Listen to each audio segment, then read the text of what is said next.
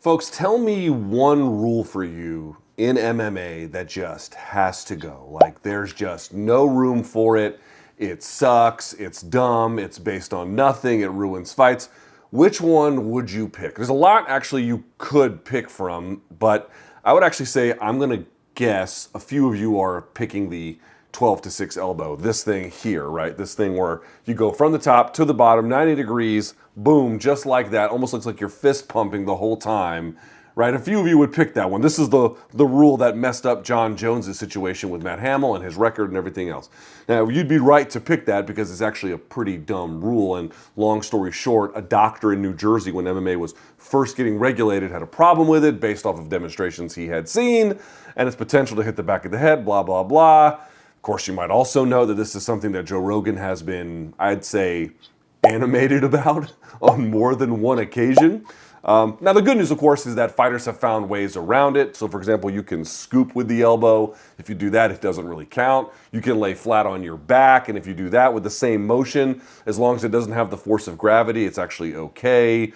So maybe it's not ruining the sport, but it's definitely not a great rule. Now, if I had to ask you what rule you want to change and why you want to change it, what are you basing your reasoning on about wanting it changed, right? So people tell me all the time about certain rules that they just can't stand in modern MMA and how badly they want them scrapped or changed. And when I ask what the fix is, sometimes the answers seem potentially very helpful, but I'm always back to the same original question, which is, how do you know, right? How do you know that the solution you're proposing in the form of the rule change is both necessary and accomplishes what you say that it will? And the answer most of the time is actually they don't know that.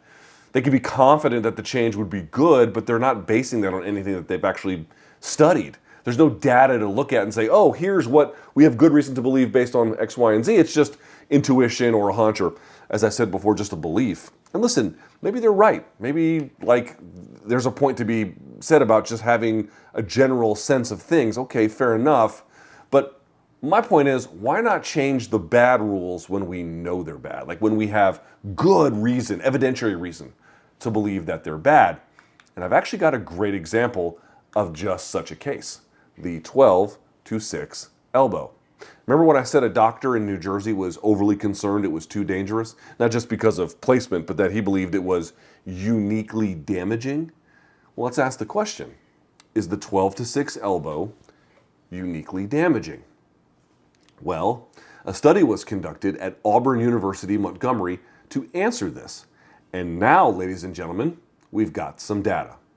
So according to attorney Eric McGracken of Combat Sports Law, he says the study, quote, trained martial artists and an untrained control group executed 12 to 6 elbows from a variety of different positions like mount, side control, standing positions.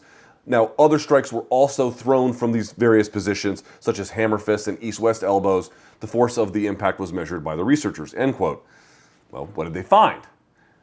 Get this.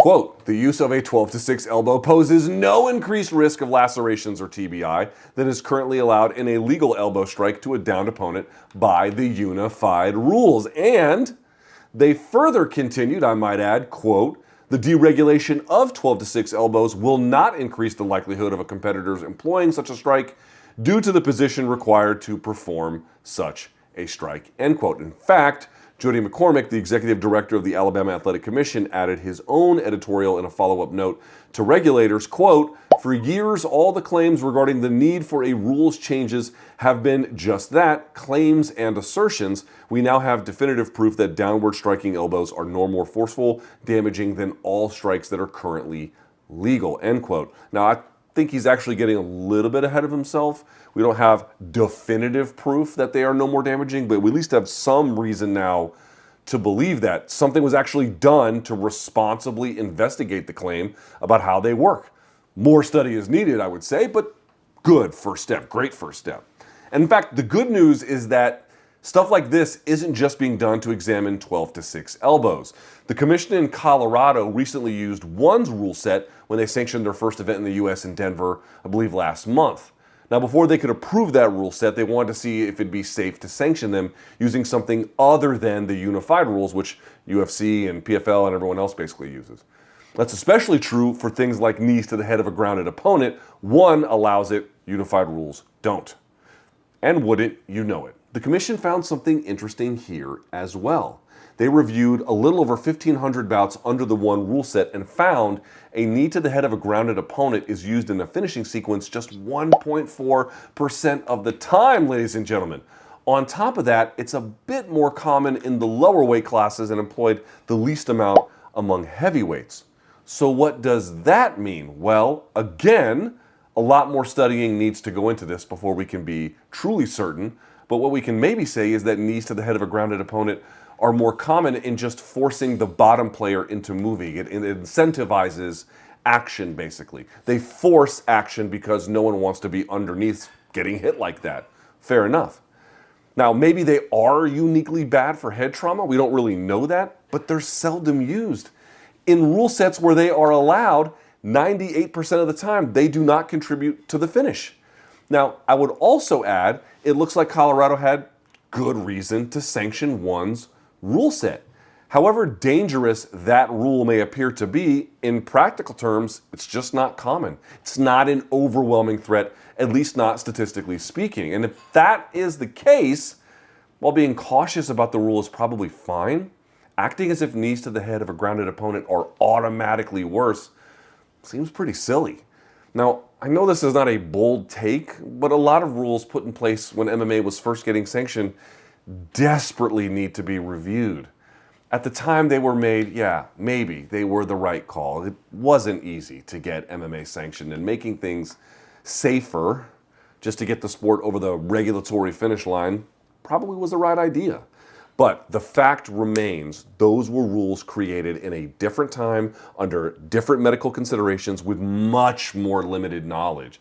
That is not the place we are in today, and examining whether things we decided were true then need to be double-checked now. And as much as I beat up on commissions, we have to give credit to Colorado here for having the willingness, I would argue, to examine whether the unified rules are the best ones, or at least the only ones that we can safely use. They took a risk to do that, but I think it paid off. I don't expect our regulators to get everything automatically right. These are humans. These are human institutions. People are sometimes doing their best with limited information or other considerations to weigh.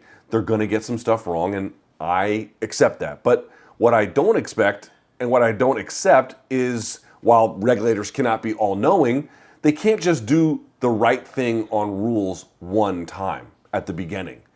These original rules are not biblical edicts or something. They're not written into stone as universal truths for the rest of time. They're just a product of their environment, which includes kind of guessing as to what is safe and what isn't.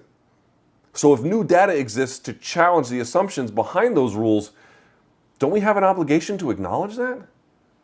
Like, don't we have an obligation to make sure we have rules that are based not merely on some good reasoning, but sound evidence? Look, whether we can get these changes implemented is obviously a very different question, but it's long overdue that we at least check the premises on controversial and I think outdated rules in MMA. Right? This is about more than just being king for a day and changing stuff we hate. I started off by asking you, what rule would you change? It almost feels like a fantasy exercise, and I suppose right now it only is that. But what are we trying to do?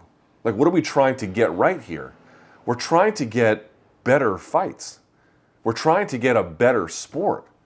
Do we really need to argue on behalf of trying to do that? We've got some good evidence, folks. Let's make some good use of it, shall we?